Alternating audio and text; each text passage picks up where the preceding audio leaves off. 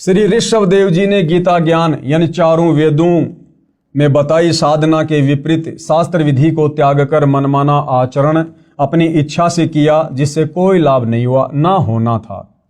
अन्य प्रमाण गीता अध्याय 17 श्लोक 5 और 6 में इस प्रकार कहा है, जो मनुष्य शास्त्र विधि रहित यानी शास्त्र विधि को त्याग कर केवल मन कल्पित घोर तप को तपते हैं, यानी जो साधना गीता में लिखी है, जो साधना चारों वेदों में लिखी है, उसके अनुसार भक्ति साधना ना करके जो मनमुखी रूप से कोई तप करता है, कोई पैदल यात्रा करता है, कोई कावड़ लेके आता है, कोई कैसा कैसा घोर तप करता है, तो कहते हैं कि शास्त्र विधि को त्याग कर केवल मन कल्पित यानी जैसा मन में आया वैसी भक्ति शुरू कर दी, या जैसा किसी ने बता दिया कि भैया फला फला जगह एक पीपल का पेड़ है, उसके चारों तरफ लाल धागा बांधने से ये सुख हो जाएगा, बेटा हो जाएगा। ये होते मन कल्पित कर्म, केवल मन कल्पित घोर तप को तपते हैं।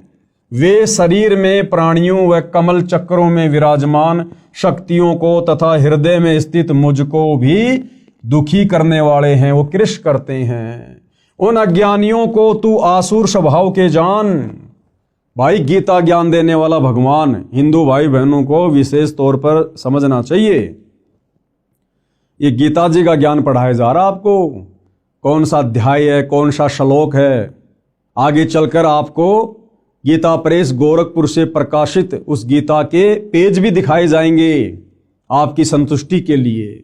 तो गीता का ज्ञान देने वाला भगवान खुद कह रहा है कि जो व्यक्ति चारों वेदों में और गीता जी में जो साधना करनी चाहिए, जो लिखी हुई है, उस साधना को ना करके और मन कल्पित घोर तप करते हैं, यानी कावड़ लाना, पैदल यात्रा करना, बद्रीनाथ जाना, केदारनाथ जाना, अन्य घोर साधना करना, कहते हैं उस व्यक्ति को तू राक्षस स्वभाव का जान, आसुर प्रवृत्ति का।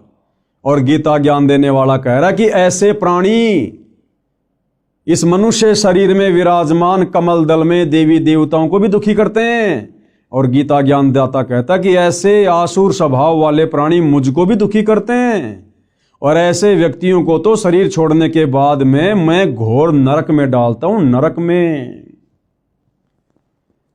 गीता अध्याय 17 श्लोक 5 और 6 में इस प्रकार कहा है, जो मनुष्य शास्त्र विधि रहित यानी शास्त्र विधि को त्याग कर केवल मन कल्पित घोर तप को तपते हैं, वे शरीर में प्राणियों व कमल चक्रों में विराजमान शक्तियों को तथा हृदय में स्थित मुझको भी दुखी करने वाले हैं, वो कृष करने वाले हैं। उन अज्ञानियों को तू आसुर स्वभाव के जान, यानी राक्षस प्रवृत्ति वाला जान उनको। उपरोक्त गीता शास्त्र के उल्लेख से स्पष्ट हो जाता है कि इक्ष्वाकु वंशी नाभिराज तक यानी सत्य युग में लगभग 1 लाख वर्ष तक वेदों यानी गीता वाले ज्ञान अनुसार पूजा की जाती थी।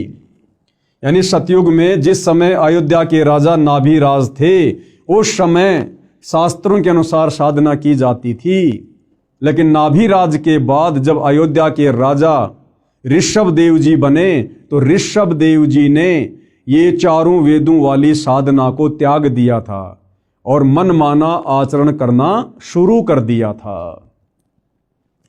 उपरोक्त गीता शास्त्र के उल्लेख से स्पष्ट हो जाता है कि इक्ष्वाकु वंशी नाभिराज तक यानी सतयुग में लगभग 1 लाख वर्ष तक वेदों यानी गीता वाले ज्ञान अनुसार पूजा की जाती थी। उसके पुत्र ऋषभ देव जी से यानी नाभिराज के पुत्र ऋषभ देव जी से शास्त्र विधि त्याग कर मनमाना आचरण प्रारंभ हुआ।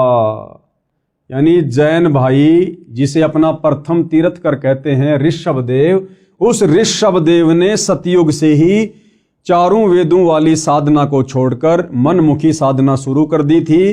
तो गुरुदेव भगवान का कहने का मतलब है कि जब तुम्हारे प्रथम तीर्थकर ऋषभ देव ने सतयुग में ही मनमाना आचरण करना शुरू कर दिया था, जिस भक्ति के करने से ना सिद्धि मिलती है, ना रिद्धि मिलती है, ना सुख होता है, ना मोक्ष होता है, तो वर्तमान के जैन भाई महावीर स्वामी को अपना परमात्मा मानकर, भगवान मानकर जो साधना कर रहे हैं, उस साधना से तो जैन समाज के भाई बंधु लाख जन्म भी सुख और मोक्ष प्राप्त नहीं कर सकते।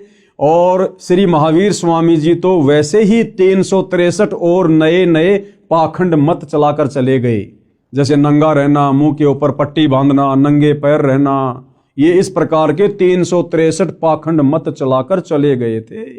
सूर्य अस्त होने से पहले भोजन कर लेना, प्याज लहसुन का प्रयोग नहीं कर लेना, ये पाखंड मत में आते हैं जो महावीर स्वामी जी ने शुरू किए। और सनातनी पूजा का अंत हुआ, यानी सतयुग में जब से ऋषभ देव जी ने शास्त्र विधि को त्याग कर मनमानी साधना शुरू की, उसी समय से सनातनी पूजा का अंत हुआ, उसी समय से सनातनी पूजा समाप्त हो गई थी। श्री ऋषभ देव जी की पूजा यानी घोर तप करना वेदों के अनुसार साधना नहीं है, इसलिए ऋषभ देव जी की भक्ति शास्त्र विधि त्याग कर मनमाना आचरण था, जिससे उनका जीवन नष्ट हो गया था। यानी ऋषभ देव जी 84 लाख योनियों में चले गए फिर गधे कुत्ते सुअर बनने के लिए, उनका मोक्ष नहीं हुआ। प्रमाण श्रीमद् भागवत सुधा सागर सुख सागर उस पुराण में इस प्रकार है। क्या लिखा हुआ है? एक समय ऋषभ देव जी मुख में पत्थर का टुकड़ा लेकर नग्न अवस्था में वन में घूम रहे थे। जंगल में आग लग गई, उस दावानल में ऋषभ देव जी जलकर मर गए। यह पौराणिक कथा है। क्या ये गति यानी मुक्ति हो गई? उसी समय से ये शास्त्र विधि त्याग कर मनमाना आचरण सब ऋषि जन करने लगे। प्रमाण के लिए किसी भी पुराण को पढ़ो, लिखा है कि उस ऋषि ने इतने वर्ष घोर तप किया, उसने इतने वर्ष तक तप किया आदि आदि, फिर वे शास्त्र विधि विरुद्ध साधक ऋषिजन अपना अपना अनुभव जो शास्त्र विरुद्ध साधना से हुआ उसका कथन करने लगे। अन्य ऋषिजन एक दूसरे की सुनकर आगे उन्हीं शास्त्रों के विपरीत ज्ञान को सुनाने लगे, जिनसे 18 पुराण बन गए। यानी सतयुग में अयोध्या के राजा ऋषभ देव जी ने चारों वेदों वाली साधना को त्याग कर जो मनमाना आचरण किया, पाखंड किया, आडंबर किया, उसको आधार बनाकर फिर आगे ऋषि मुनि साधु संत महात्माओं ने वैसी भक्ति करनी शुरू कर दी ऋषभ देव जैसी वाली। घर परिवार को छोड़कर संन्यास लेकर जंगलों में चले जाते थे, गुफाओं में रहा करते थे, घोर तप किया करते थे, जिस घोर तप को तपने के लिए गीता जी मना कर रही है। और आगे चलकर उन साधु संत महात्माओं को समाधि अवस्था में जैसा भी अनुभव प्राप्त हुआ, ये काल ऐसे सबको भ्रमित रखता है। और जैसा भी उनको अपनी भक्ति साधना से तप करने से जो भी अनुभव प्राप्त हुआ, उस अनुभव को आगे चलकर उन साधु संत महात्माओं ने आम व्यक्तियों के लिए पुस्तकों के रूप में लिखना शुरू कर दिया, जिससे 18 पुराणों की रचना हुई, 18 पुराण बने। और वही 18 पुराण आज हम हिंदू समाज के भाई बहन पढ़ रहे हैं, जिन पुराणों में गीता और वेदों के अनुसार शास्त्र अनुकूल साधना नहीं है। 90% ज्ञान इन 18 पुराणों में उन साधु संत महात्माओं का जो उन्होंने मनमाना आचरण किया, जैसा उनको अनुभव हुआ, केवल वही वर्णित है जो हमारे किसी काम का नहीं है। यानी इन 18 पुराणों में जो ज्ञान गीता और चारों वेदों से मिलता है वो सत्य है। इसके अलावा उनका जो अपना पर्सनल भक्ति अनुभव है वो हमने स्वीकार नहीं करना है। वो शास्त्र विधि को त्याग कर मनमाना आचरण है, मनमाना ज्ञान है, जिससे हमारी मुक्ति संभव नहीं है।